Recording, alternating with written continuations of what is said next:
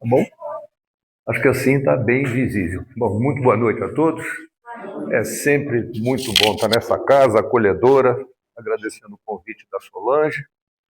O tema, por acaso, fui eu que sugeri e ela aceitou a minha sugestão, então eu agradeço muito a ela a atenção, o carinho e o cuidado de aceitar o tema. E nós vamos falar de uma oração hoje. Pode, não, não, pode, desculpe, eu não... Não. Vamos lá. Ela que vê como é que... Pronto, está ótimo. Então nós vamos falar sobre uma oração. E eu acrescentei um subtítulo por minha conta, que é, mais do que uma oração, uma lição sobre Deus. Falar do Pai Nosso, a única oração que Jesus ensinou. E eu vou começar logo fazendo uma pergunta, né? Já que esse Pai Nosso foi ensinado por Jesus durante o Sermão da Montanha. Está lá no Evangelho Mateus e Lucas, mas eu faço uma pergunta a vocês. E por que Jesus orava? Alguém tem um palpite? Por que Jesus orava? Certamente Jesus é um espírito superior, mais elevado que nós conhecemos. E Jesus orava. Não precisamos, basta nos lembrar também que no nosso Evangelho a importância da oração. Se vocês lembram o que está escrito no Evangelho, é um meio de comunicarmos com Deus, louvar, pedir e agradecer. E aí eu brinco, se Jesus precisava orar, imagina nós. Imagina nós, perante Jesus que precisava orar, quanto a oração é importante, e é importante para todos nós. Mas só para mostrar quando ela é importante, Jesus orava. E Jesus orava toda vez que fazia um trabalho, uma caridade, uma cura. Vocês que leem o Evangelho, veem os filmes tipo Chosen, Jesus sempre se retirava no final do dia para orar, para meditar e orar.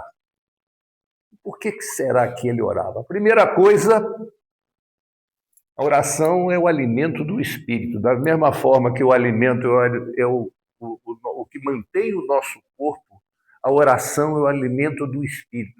A oração alimenta o espírito. E Jesus, apesar de toda a sua superioridade espiritual, precisava desse alimento para lhe dar energia para tudo que ele fazia. E olha que ele trabalhava bastante.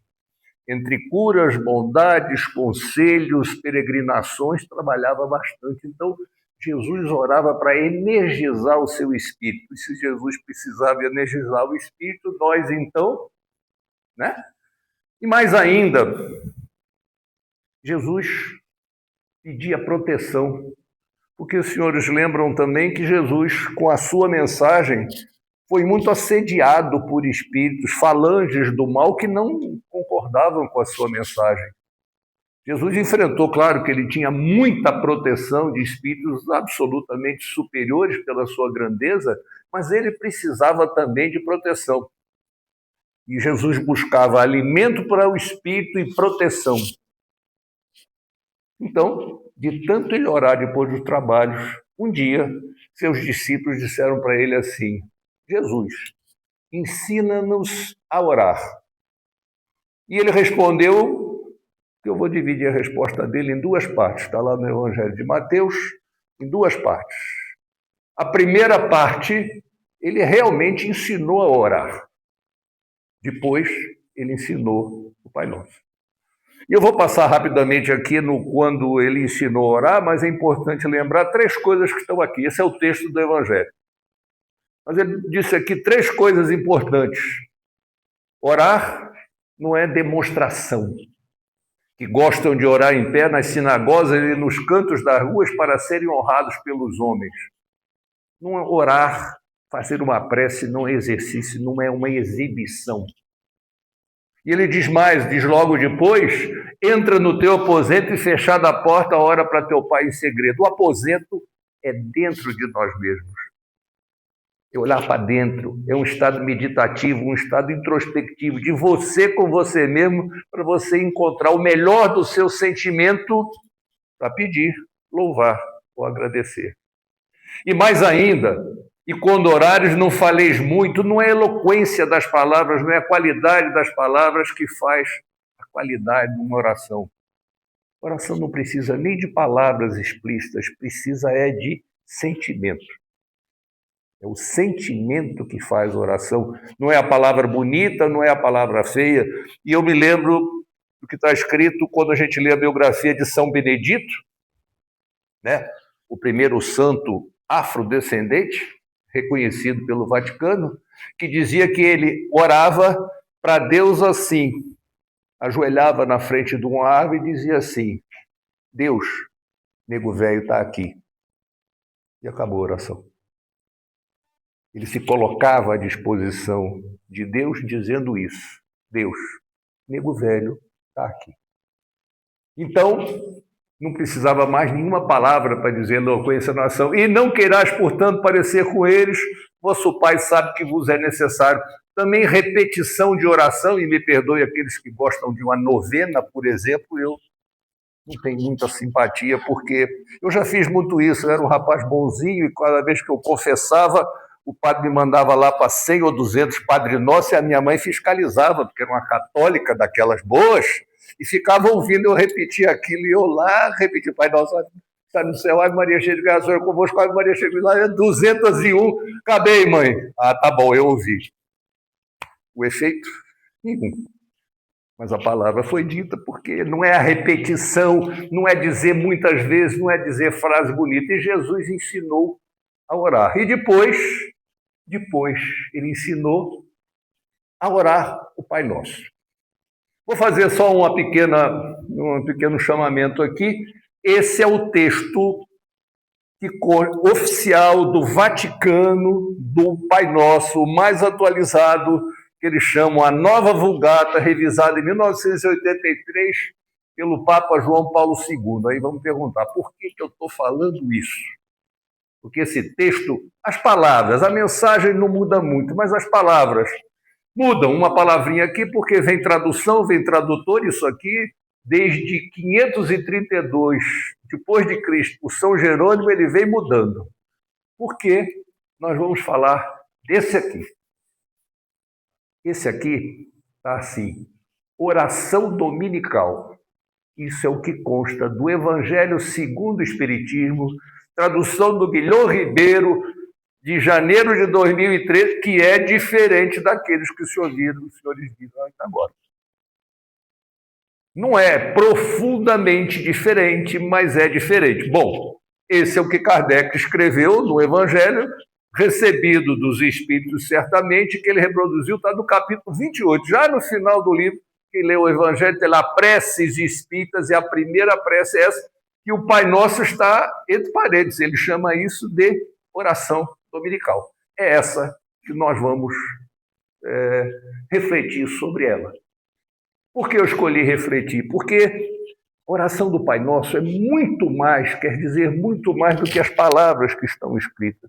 A oração do Pai Nosso é curtinha, pequena, mas ela tem uma mensagem enorme que a gente precisa entender, e principalmente para a gente orar com o sentimento, não só repetir palavras, mas pensar no que Jesus quis dizer. E certamente o que Jesus quis dizer tem bastante conteúdo.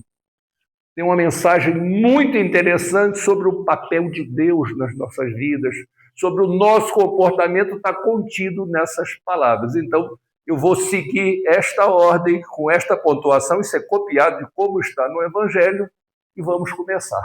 E assim, Pai Nosso que estás no céu, santificado seja o teu nome, e eu vou começar falando de uma palavrinha pequena, mas é que tem mais significado nisso. Pai. Talvez dar uma palestra se a gente puder falar de Pai. Mas por que esse Pai?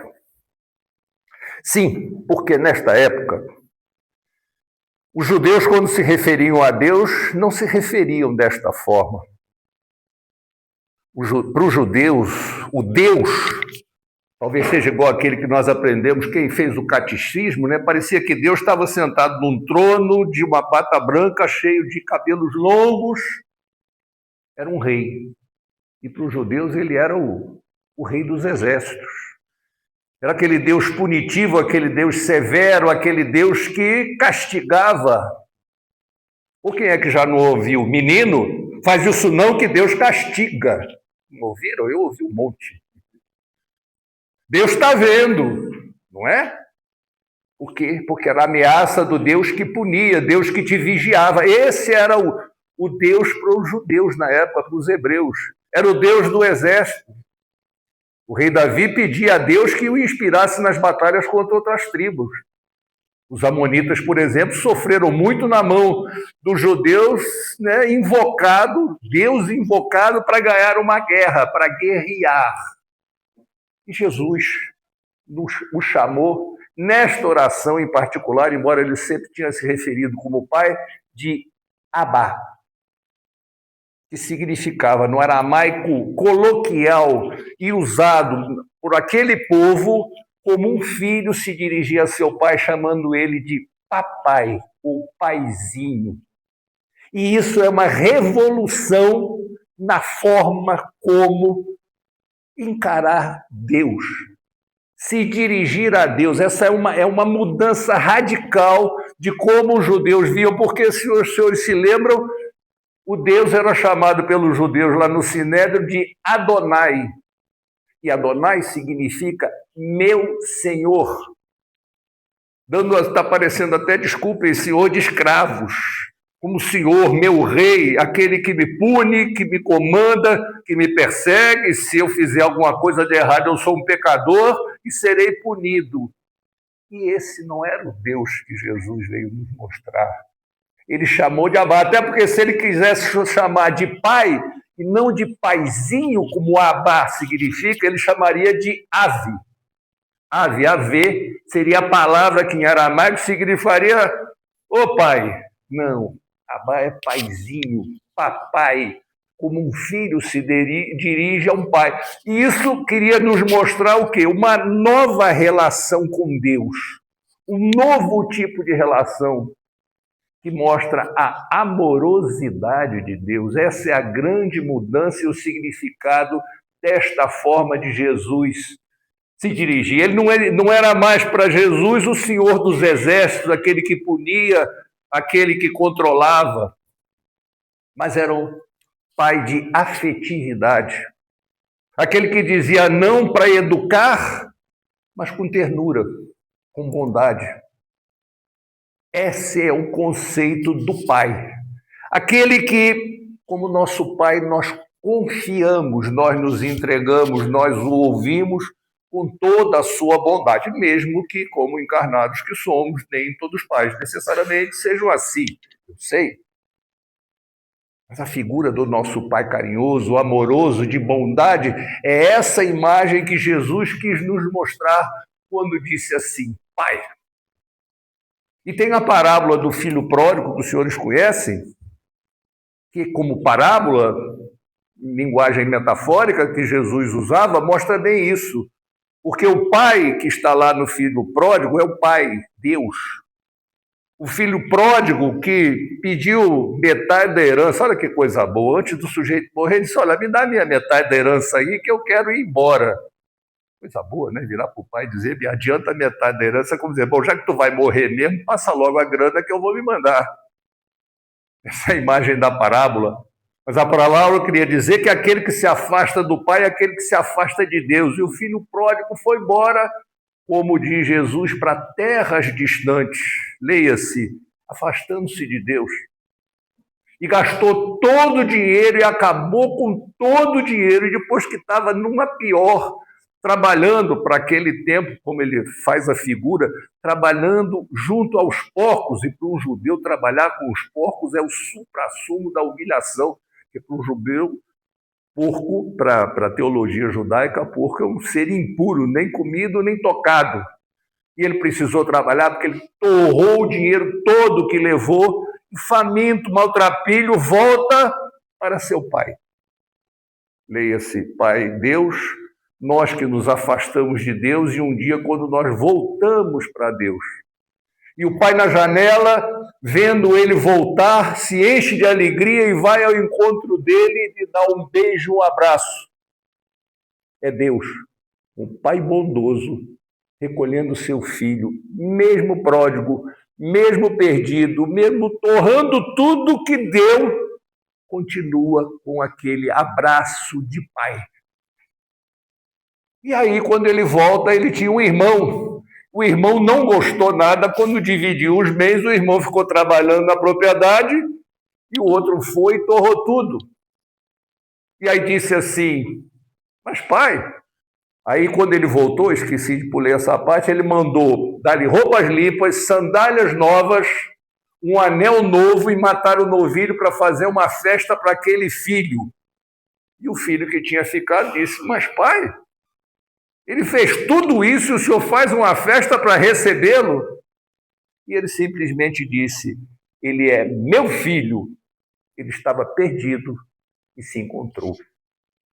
Essa é a bondade do Pai. E essa parábola do filho pródigo, aquele que se afasta de Deus e entra na perdição total, mas um dia volta, Deus nos acolhe, porque Deus é bondoso, misericordioso, justo e nos acolhe. Esse Pai, Paizinho, que Jesus fala na oração, Abá, é a mudança radical que representou, não só como Jesus falava, sempre se referia ao longo das suas pregações, como Pai, mas nesta oração ele usou Abá, Paizinho, ao se dirigir a Deus, mostrando uma intimidade, uma bondade, mostrando um Deus de amor, não um Deus punitivo, não um Deus que castigava, não um Deus Senhor de exércitos, não, um Deus amoroso. E a parábola diz bem isso. Mostra para todos nós, e Jesus fez nos mostrar, quanto isso, o Pai que acolhe, ampara e nos guia. E agora uma segunda palavrinha, que também é muito importante. Pai Nosso. Ah, que complica. Pai Nosso. Não é só o meu Pai. É Pai Nosso. De todos. É o pai da minha família, mas também é pai do meu inimigo. Opa! É pai daquele que não gosta de mim, é pai daquele cara que não é do meu partido político, não é da minha religião, é pai do ateu, é pai do meu inimigo, é pai do outro país, daqueles que não têm religião. Ele é pai de todos. É pai até dos extraterrestres, porque Deus é pai do universo. Então, se encontrarem um ET ali na esquina, ele é seu irmão. ET, né? Extraterrestre. Ele é seu irmão. Porque todo o universo é criação de Deus.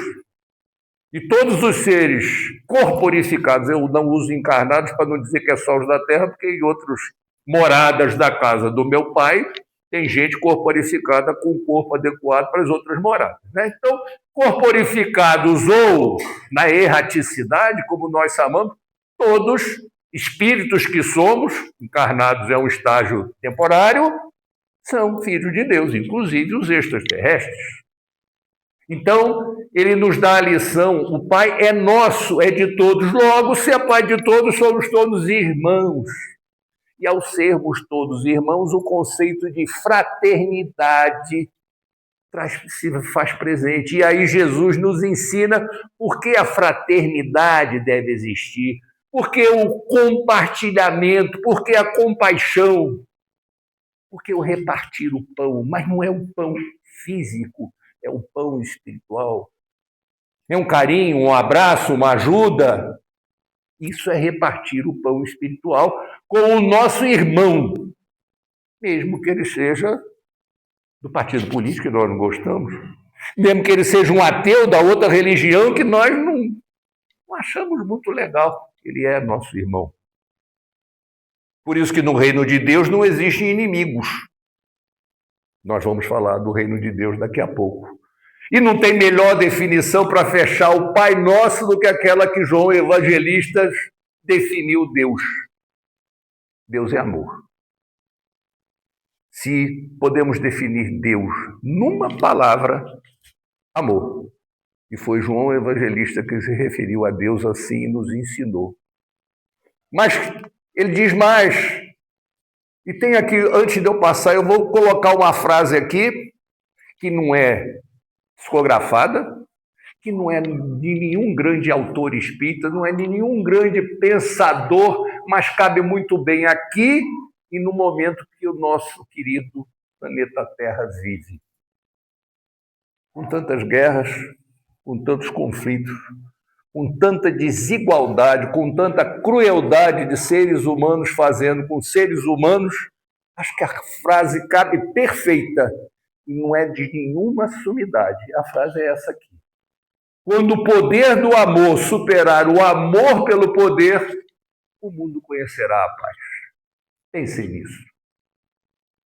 Quando o poder do amor superar o amor pelo poder, e como o poder corrompe, como o poder faz guerras, tem gente que diz que quer conhecer um homem, dá a ele poder. O amor pelo poder faz tanta coisa em todos os lugares, na empresa de vocês, nos governos, nas revoluções, nas guerras. Oh, meu Deus, olhando para as guerras que nós temos agora, que nós podemos aqui contar 2 ou 3, não é amor pelo poder? E se as pessoas entenderam o poder do amor? Aí ele disse, conhecerá a paz. A frase não é de, mas é atribuída a. Quando pesquisei até o fim, não consegui, todos dizem. É atribuída porque ele tinha umas sacadas. Sabe a quem? Um guitarrista. Jimi Hendrix. A quem se atribui esta frase? Não é nenhum pensador, nenhum espírito iluminado, não está psicografado por nenhum dos autores que os senhores conhecem, mas é atribuída a ele esta frase. Tão perfeita, tão adequada para o nosso momento atual. E que está no céu, está onde no céu? No universo. Deus é absolutamente transcendente de tudo que nós vemos, podemos sentir. Portanto, Deus é universal. Ele é a fonte, está lá, né? Inteligência suprema, causa primária de todas as coisas, é a fonte de tudo. Então, está no céu. O céu aqui não é o céuzinho azul, é o universo todo, está em todos os lugares. E ele é, certamente a gente aprendeu até no catecismo, né? Onipresente, onisciente e onipotente. Até no catecismo lá, quem fez para a primeira comunhão aprendeu isso, mas é. Porque ele é a causa de tudo, causa primária, ele é o todo. Por isso que está no céu. E mais, santificado seja o teu nome. Santificado vem de são, puro, perfeito. Jesus é supremo, é a sabedoria suprema. Logo, ele só faz o bem. Porque nas suas leis só tem o bem. Ele é a entidade santa, bondosa, perfeita, mais elevada. Aliás, nós não conhecemos, nós imaginamos, que até Jesus é difícil de imaginar a sua elevação. Imagina a gente, né, fazer uma ideia de Deus. Mas ele é a perfeição, ele é o bem. Deus não faz a guerra, Deus não faz a peste, Deus não faz a doença, não é? Deus não promove a desigualdade entre as pessoas. Quem faz o mal somos nós. O mal existe pela ausência do bem que nós não fazemos. O mal só existe na ausência do bem. Portanto, o mal é uma obra exclusiva do homem. Mas Deus é bondade absoluta, né?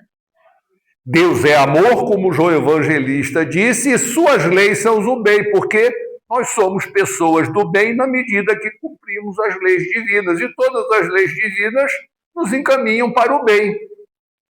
Portanto, Deus, santificado seja o nosso nome. Isso aqui é um louvor, é uma forma de Jesus louvar a Deus pela sua bondade, pelo bem que representa, pelo exemplo que nós temos que seguir. Deus é um espírito elevado porque é um espírito puro e perfeito. E espírito puro e perfeito, na definição de Kardec, é aquele que cumpre integralmente as leis divinas. Né? E aqui a frase de Paulo dos Romanos fecha esse texto. Se o Pai é por nós, quem será contra nós? Se nós temos o Pai por nós, e confiamos nele como Pai amoroso, Abá, nada será contra nós. Mas aí agora vem uma outra. Vem o teu reino. Aqui começa a complicar, porque nós quando oramos, e se pensarmos bem o que nós falamos, não necessariamente só as palavras, mas a mensagem, nós estamos pedindo que o reino de Deus venha. Qual é o reino de Deus? É um reino material? Não. É um reino espiritual, mas é um reino de amor. Porque Deus é amor e o seu reino é de amor. Mas quando nós pedimos que venha a nós o vosso reino, temos que lembrar que este reino de amor é, como eu escrevi, sem senhores, sem escravos, sem inimigos, onde todos se amam e não se matam, né? Onde as pessoas se respeitam e não se ofendem. Olha só. Onde nós somos anjos da guarda dos nossos semelhantes, dos nossos próximos. Tem que ter uma paciência muito grande, porque o anjo da guarda de cada um de nós tem que ser um sujeito muito paciente para aguentar a gente. Imagina a gente ser anjo da guarda do nosso próximo é ser solidário a ele, estar perto, ajudar quando ele precisa e ser ajudado quando nós precisamos. E aí eu digo assim, a gente fala, venham a nós, venha o teu reino. Eu estou usando as palavras que estão na versão espírita. Será que nós estamos preparados para isso? Será que nós, espíritos imperfeitos que habitamos este pedacinho de matéria chamada Terra, temos a pretensão de, se esse reino chega aqui, como é que a gente vai se encaixar nele, hein? Vai ter um choque e vai dizer, não, isso aqui não é para mim. Porque, olha lá, não tem escravos, não tem inimigos, ninguém se ofende, ninguém se mata. Já pensou? A gente precisa evoluir muito, mas quando a gente faz essa oração e pede, na verdade, nós estamos pedindo que nós consigamos evoluir, nos aperfeiçoar espiritualmente para ser candidato a ir para esse reino, porque é isso que nós entendemos que é a evolução espiritual, o caminho da nossa felicidade. Mas é difícil. E aí, quando a gente olha para isso e olha como nós estamos, descobrimos como nós estamos longe ainda. Mas isso não é para desanimar, não. É para a gente continuar lutando, porque se aperfeiçoa, se Jesus, o planeta Terra foi criado há 4 bilhões e 500 milhões de anos, e Jesus já era governador desta Terra há 4 bilhões e 500 milhões de anos, e já era espírito perfeito. Imagina quanto tempo ele levou para ser um espírito perfeito. Nós também vamos encarnar muito, já encarnamos, e vamos aprender muito, mas precisamos fazer isso, que é o caminho da nossa evolução, é o caminho do nosso eu, não do estado que nós estamos hoje encarnados, mas é o caminho do nosso eu. Ou seja, quando a gente fala venha o seu reino, nós temos que pensar em orar com o coração e não a responsabilidade desta oração, e não simplesmente repetir palavras. E é isso que eu estou fazendo com a oração do Pai Nosso.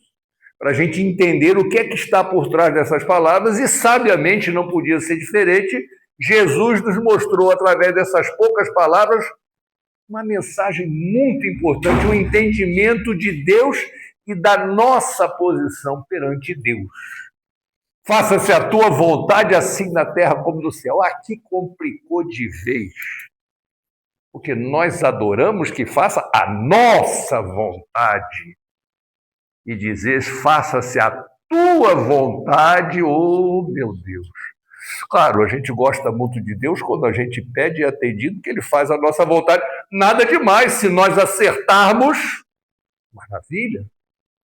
Mas a gente tem que entender que Deus sabe muito mais o que é bom para nós do que nós mesmos. E muitas vezes nós não sabemos pedir, ou nós pedimos coisas que não são adequadas, não é? Às vezes você está lá naquela promoção na empresa, disputando o cargo com um sujeito, e às vezes Já não pediu para uma praguinha para o sujeito não conseguir e eu conseguir? Com todo respeito à religião, será que alguém aqui, certamente não, mas alguém de vez em quando vai no terreiro para fazer um trabalhinho, não vai? Vai. Pede contra o outro. Aí pede a Deus que atrapalhe o outro, não que ele tenha mérito, mas que atrapalhe o outro para, no demérito do outro, entre duas opções, ele crescer. Imagina se Deus vai atender tudo que a gente pede. Deus é sábio. Deus sabe o que a gente merece, o que a gente precisa e a hora certa, mas a gente adora pedir e, claro, quando as coisas coincidem é uma maravilha, eu acho ótimo também. Mas se a gente confia em Deus, a gente sabe que Ele é mais sábio que tudo que a gente imagina. Então a gente pede, faça-se a tua vontade. E Jesus, com toda a sua sabedoria, assim o fez. Porque quando nas vésperas de ser preso lá no jardim de Getsemane, onde ele já estava prontinho e foi preso, lembram que ele juntou 3 apóstolos, subiu lá para o monte e foi orar. Aquela oração quase a última, desesperada. E nesta oração, está registrado lá no Evangelho, ele disse assim: meu Pai, se for possível, passe de mim este cálice, mas não se faça nisto a minha vontade, e sim a tua. O cálice é porque ali era Jesus encarnado. Apesar de ser um espírito extremamente elevado, era um ser humano encarnado, que sente dor, que tem um instinto de sobrevivência, e ele sabia, claro, por premonição, indiscutível mediunidade, qualquer atributo paranormal de Jesus é indiscutível, o que ia acontecer com ele, o que ele ia sofrer. O medo do sofrimento, o instinto de sobrevivência fez por um momento. Cálice aqui tem o sentido do conjunto de sofrimentos que ele sabia que ia enfrentar. Então ele virou-se para Deus, lá em cima, no monte, lá no jardim de Getsemane, ele disse assim: passe de mim este cálice, mas se faça nisto a minha, não se faça nisto a minha vontade, e sim a tua. Foi quase que uma última chance que ele pediu, se ele podia não passar por aquele sofrimento que estava, o cálice de sofrimento que ele dizia. E pouco tempo depois, certamente por premonição da espiritualidade superior, disse para ele: não tinha jeito, você tem que cumprir a sua missão.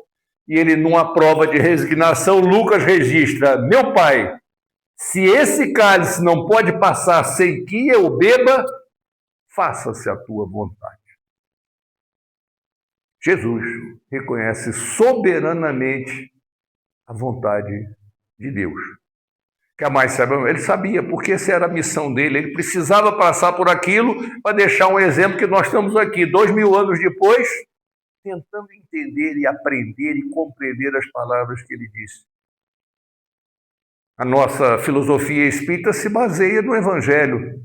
Os espíritos ensinaram muito, mas o apoio moral da filosofia espírita está no Evangelho de Jesus. E 2000 anos depois, a gente ainda vive interpretando e produzindo livros e livros e livros sobre a mensagem do Evangelho de Jesus.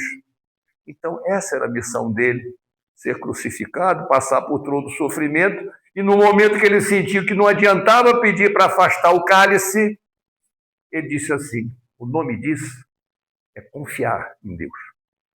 E confiar em Deus é muito mais do que crer em Deus.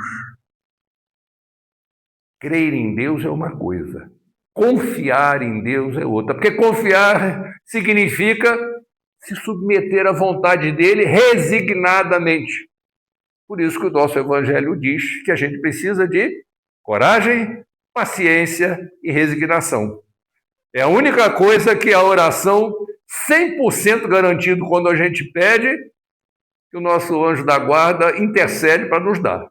Coragem, paciência e resignação. Eu costumo dizer resiliência também, porque é a capacidade do homem sobrepujar os sofrimentos, as dificuldades da vida, é tirar as pedras do caminho, já que Deus não nos dá nada, Deus nos dá caminhos.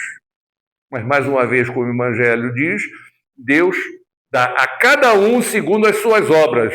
Obras que você faz, ele te diz o caminho. E ele diz no Evangelho que tu vais encontrar muitas pedras no caminho. Afasta-as, mas eu te dou o caminho.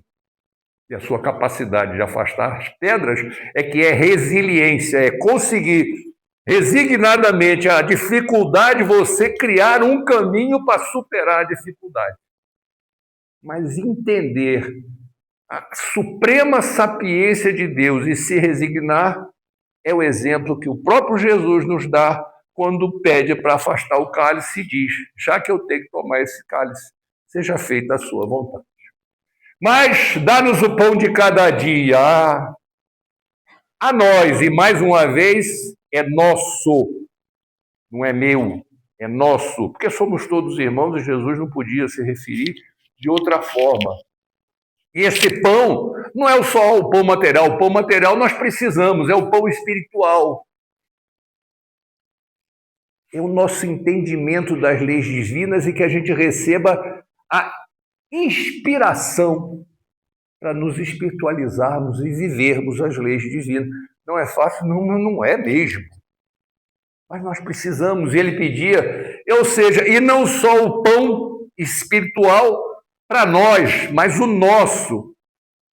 E quando nós pedimos o pão nosso espiritual, significa a fraternidade. Por que é que pode dar o pão espiritual para o meu próximo? Sou eu quando o ajudo, quando eu tenho compaixão, quando eu tenho fraternidade, quando eu posso ajudar alguém que precisa, quando eu posso ter amorosidade.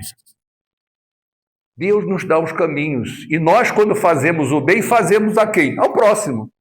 Porque fazer o bem para mim mesmo é olhar para o espelho e fazer bem a mim. Não. A caridade significa o próximo. A caridade, que é o exercício do amor, significa o meu próximo. Então, esse pão espiritual é nosso. É o ato de eu compartilhar, de eu partilhar as bondades, não só materiais, não é a esmola, é o bem que eu faço ao meu semelhante, é o pão espiritual que eu posso compartilhar. E mais uma coisa, pão nosso de cada dia, não é o pão de ontem, nem é o pão de amanhã, é o pão de hoje. É sem a amargura das dificuldades de ontem, sem a ansiedade do dia de amanhã. Isso não quer dizer que materialmente Jesus estava pedindo a Deus, bom, mas deu o dia amanhã, Deus dá. Não, materialmente a gente precisa de um pouquinho de previdência, precisa, mas não é isso, não, é espiritualmente. Viva intensamente o dia de hoje. O ontem você já não pode fazer mais nada. O amanhã, no máximo, o bem e tudo aquilo que você vivencia intensamente no bem hoje vai lhe facilitar o amanhã. Mas viva o hoje. Não é egoisticamente, cada dia é um novo dia, cada manhã é uma nova luz, é um novo começar. Esqueça a amargura do ontem, aquilo que não deu certo, regozije com aquilo que você fez de bom ontem. Santo Agostinho diz isso.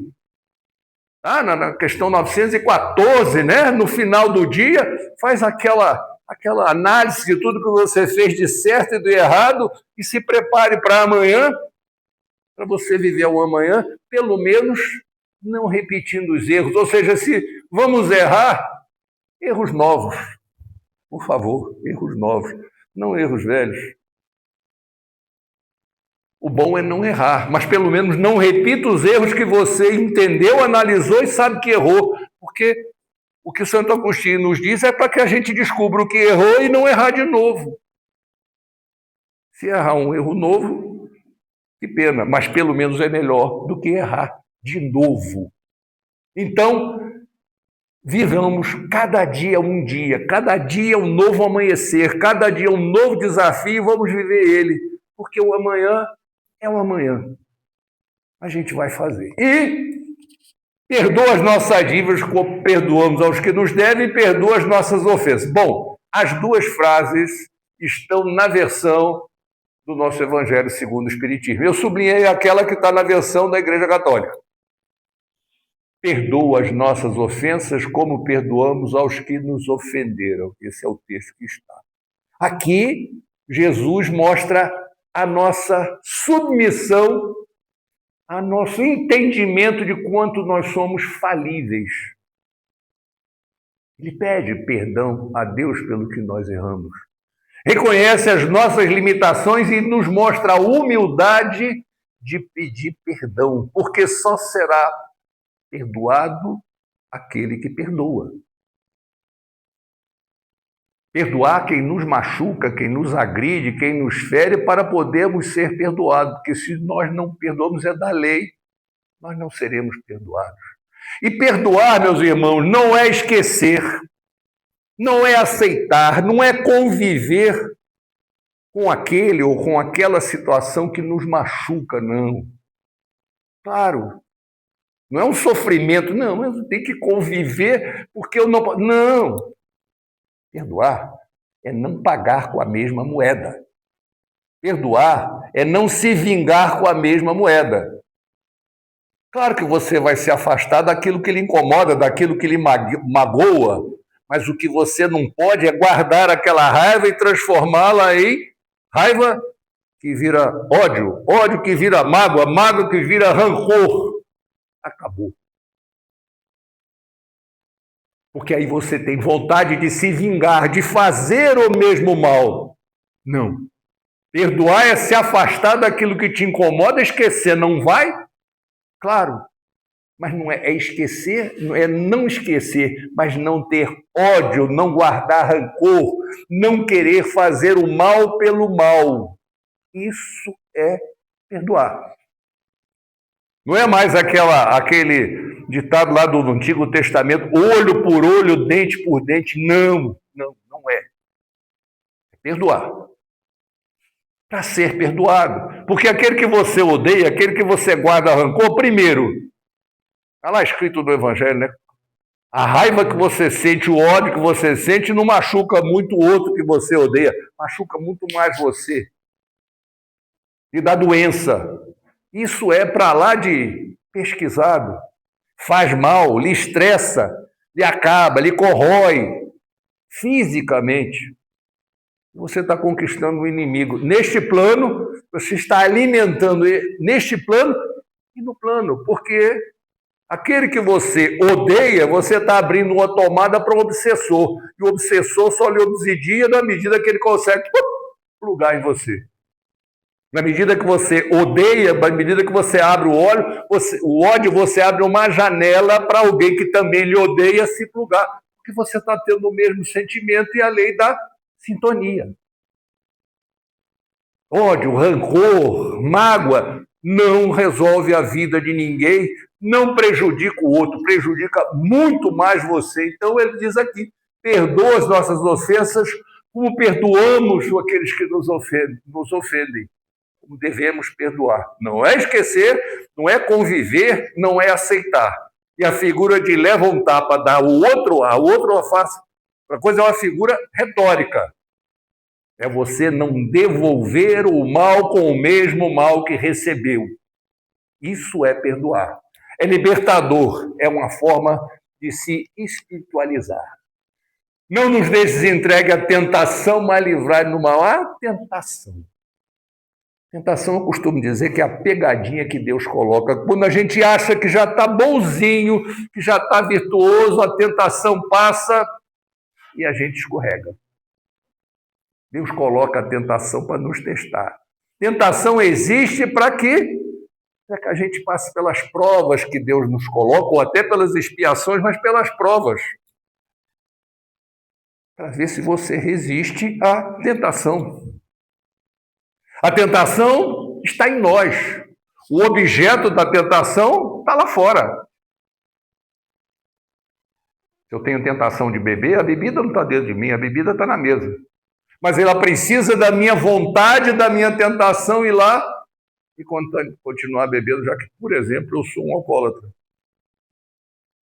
Cabe à minha vontade saber me controlar. E claro, tentação para a vida material é sempre coisa boa. Não tem tentação ruim. Tentação de coisa ruim a gente não tem. A gente só tem tentação das coisas muito boas materialmente. Poder é um negócio que dá uma tentação imensa, porque o cara, quando tem poder, fica orgulhoso, vaidoso, acha que é melhor do que todo mundo, acha de perseguir. Eu tenho poder, eu posso demitir, eu posso perseguir. Olha o poder como tenta as pessoas. Só um exemplo da tentação. Dá poder ao homem para ver como a tentação passa. E como o poder corrompe, né? Como o poder corrompe. Então, a prece nos protege da tentação. Porque a prece, e nós temos aquele embaixador particular de Deus junto a nós, o tal do anjo guardião, é aquele embaixador designado para tomar conta de você em nome de Deus. E o anjo guardião respeita uma lei, fundamentalmente ele respeita sempre, do livre-arbítrio. Aí diz, bom, mas para que eu vou pedir se ele está para tomar conta de mim? Para ele não ouvir você dizer com ele quando eu te der o conselho, não pedir a sua opinião. Ele não quer ouvir isso. Seu anjo guardião não vai querer ouvir isso. Então, quando você pede, você está abrindo a porta para que o seu anjo guardião possa soprar no seu ouvido aquele conselho melhor. Aquilo quando você vai fazer uma besteira e ouve aquela vozinha que não sabe de onde. Não faz isso, que isso vai dar besteira. Não faz isso. E fica aquele não faz isso e você fica, não, mas eu sou valente. O cara me ofendeu, esbarrou no meu carro, vou lá chutar a lanterna do carro dele também. E hoje da guarda está dizendo assim, não faz, está errado, para não dizer outra coisa. E você não ouve. Mas o seu anjo da guarda lhe ajuda quando você pede, e a oração é um caminho. Porque ele também lhe ajuda na hora da tentação, que você sabe, mas não dá para fazer, mas isso, eu estou lá, eu vou lá no centro, os caras falam da tentação, mas isso aqui, né? Aquele dilemazinho e o anjinho ali no seu ouvido, ele te ajudando a vencer a tentação. E quantas vezes a gente não é tentado a fazer coisas que sabe que está errado, mas a tentação está lá. Por isso que eu digo que é a pegadinha que Deus nos colocou para nos testar. Assim seja. Tradução do amém em hebraico. E é isso que está por trás do Pai Nosso. Eu deixo aqui esse conselho, que quando orarmos o Pai Nosso, possamos não somente repetir as palavras, mas senti-las no coração e entender a profundidade da mensagem. Quando a gente orar o Pai Nosso, ou quando a gente orar qualquer oração, aquela que as palavras saem de nós para nós mesmos, a gente não precisa explicitar. Mas quando nós repetimos uma oração, tipo de Francisco de Assis, tipo de Cáritas, por favor, vamos pensar no sentido das palavras. Não é repeti-la, não. Por isso que São Benedito é o grande exemplo. Nego velho está aqui, viu, pai? Disse tudo. Estou à tua disposição. Meu coração está em ti. Eu confio em ti e eu estou aqui para te receber e para te ajudar. E como eu falei que era uma lição sobre Deus, eu deixei aqui